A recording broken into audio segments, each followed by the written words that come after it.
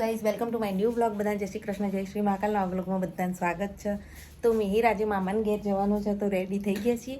અત્યારે સાંજે લગભગ 4 થી 5 વાગ્યા છે અને ચલો ચા બાપી નીકળીએ અને ધ્રુવીને અહીંયા બોલાવીશ કારણ કે દાદા ઘરે છે. તો સૌથી પહેલાં તો અમે બ્યુટી પાર્લર જઈએ છીએ. ધ્રુવીબેન રેડી છીએ. મને લઈ જઈ બોલો કે તું હેડો ફોન કરવા તમારે આવું હોય હેડો ક્યાં ના પાડી. નાના ભાઈ દાદા આવો ના એટલે બાકી તો દાદા આવતા નહીં જલ્દી એટલે અમે હું ને મીના પપ્પા જઈએ છીએ કારણ કે કોઈ સ્પેશિયલ જગ્યાએ જવાનું છે. એ તમને આવતીકાલના વ્લોગમાં જોવા મળશે. એ પણ વ્લોગ બનાવીશ. ચલો પહેલાં બ્યુટી પાર્લર જઈ આવીએ.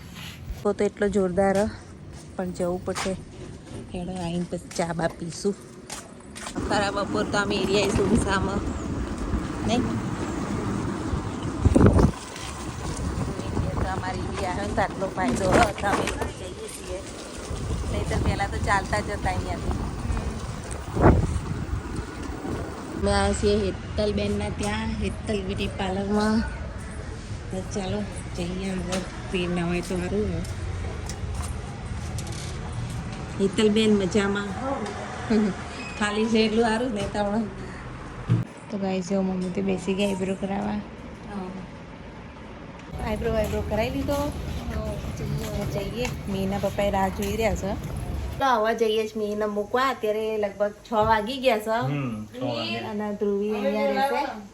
લાગી ગયો છે મીરભાઈ રેડી છો મામાને ઘેર જવા? જુઓ 15 દાળ માટે જોઈશી હવે. તો ચલો સામાન મામાને પેક કરી. એ કહે છે હું તો અઠવાડિયામાં લઈ આવી જઈ. મને તો ના ફાવ મિહિર વગર. ચલો તારે એવું. Thank you. ચલો બેસી જાઓ. Bye bye. જય શ્રી કૃષ્ણ. આ પરા એરિયા છે. મેઈના પપ્પાને અત્યારે શ્રીખંડ લેવા મોકલ્યા અને જુઓ મેં બેઠા છો અમારા પરા એરિયા. અહીંયા મંદિર છે બહુચર માનું. આગળ જઈએ તો અંબાજી માનું મંદિર આવશે. આ જે છે અંબાજી મંદિર કહેવાય છે પરા વિસ્તારનું.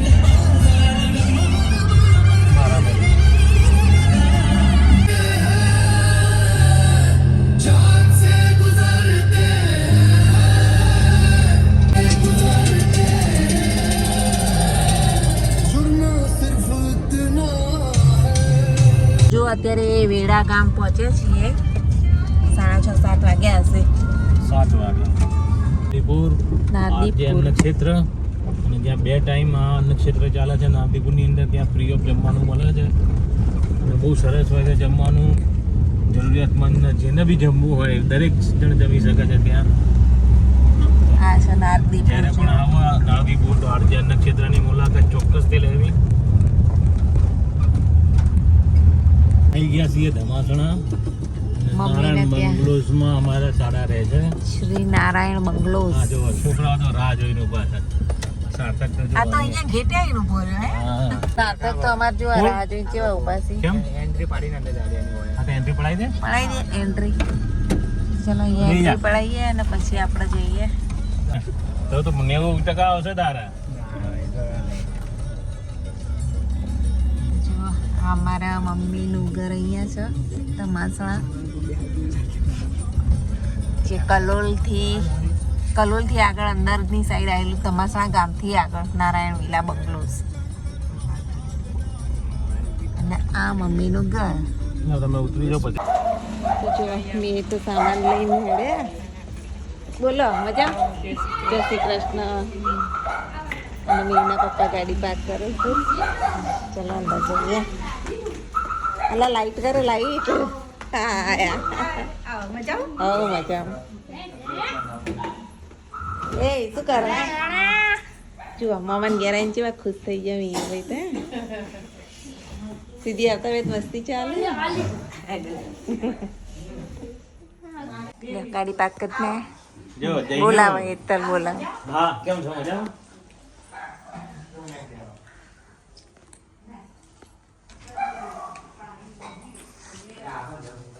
મીર ના લો.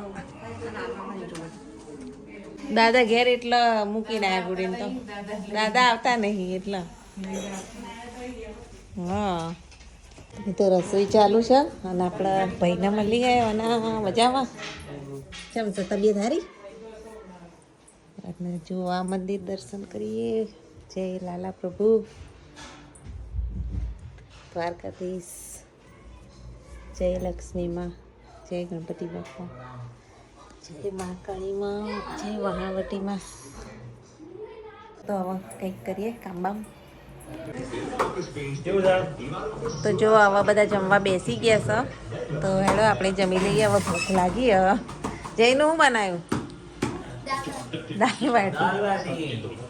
જો દાલ બાટી બનાવી છે. ચલો જમી લઈએ. શ્રીખંડ વિખંડ કાઢો છે જે. ચલો ગાઈસ તમે પણ જમવા. તો જો આ મસ્ત દાલ બાટી બની ટેસ્ટમાં.